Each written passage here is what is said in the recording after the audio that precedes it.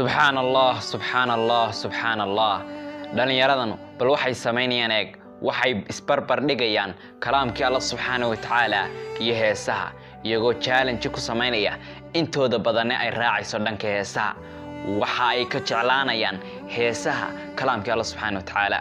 dhalinyaradan waxay sameynayaan waa wax Allah subhanahu wa ta'ala kaga cadhoonayo waa wax Allah subhanahu wa ta'ala ku halaagi karo waa wax ciqaab Allah subhanahu wa ta'ala lagu mutaysan karo dhalinyaradan ujeedadoodu ugu weyn waxay tahay inay ku helaan views ama daawasho badan iyagoo ujeedadoodu ugu weyn tahay wax ka duwan dadka keena si la idin xiiseeyo subhanallah subhanallah la hawla wala quwwata illa billah kalaamkii Allah subhanahu wa ta'ala ayaa waxay barbar dhigayaan oo ay la mataalayaan heesaha kalaamka Allah oo fadligiisa aynan wax kala barbar dhigi karin ayaa waxay barbar dhigayaan heesaha oo ah waxyaalaha iimaanka nuqaamiya waxay barbar dhigayaan heesaha kalaamka Allah oo ah ka hal xaraf hadii aad akhrido ajar weyn lagu qorayo ka iimaankaaga kobcinaya ee korinaya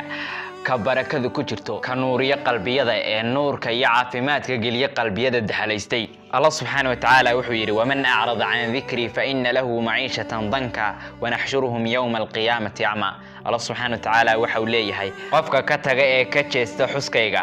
waxa lagu adkeyn doonaa oo cidhiidhi la gelin doonaa noloshiisa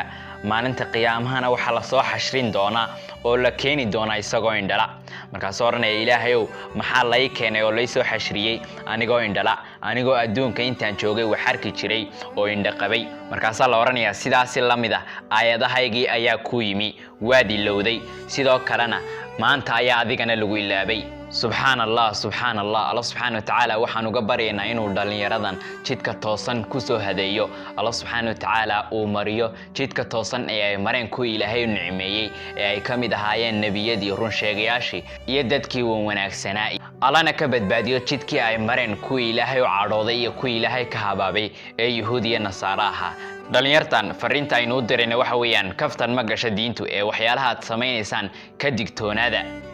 waqti xaadirkan aynu joognana xumaantii way badatay oo nabiga sallallahu alayhi wasallam waxa uu yiri waqti waxa iman doonta qofku subaxdii uu yahay qof muslima oo mu'mina amalo wanaagsan sameeynaya galabtiina uu noqonayo qof gaala taas oo ay ugu wacan tahay ficilada uu sameynayay ama hadallada uu ku hadlayay oo uu keeni kara gaalnimo sida darteedna uu galabtii gaal ku noqonayo haddaba daawada adiga muuqaalka daawanaya si share garee muuqaalka si aynu u muujino mowqifkeena ku aadan inaynu arintan ka xunnahay oo kana soo horjeedno dhalinyartani waxay sameynayaan Allah subhanahu wa ta'ala waxaynu ka bareynaa inuu dariiqa xaqa ee toosan nagu hanuuniyo inagana leexiyo dariiqa ay mareen ku Ilaahay oo cadhooday ee Yahuudiya Nasaara inagana yeelo kuwii amalka khayrka u degdega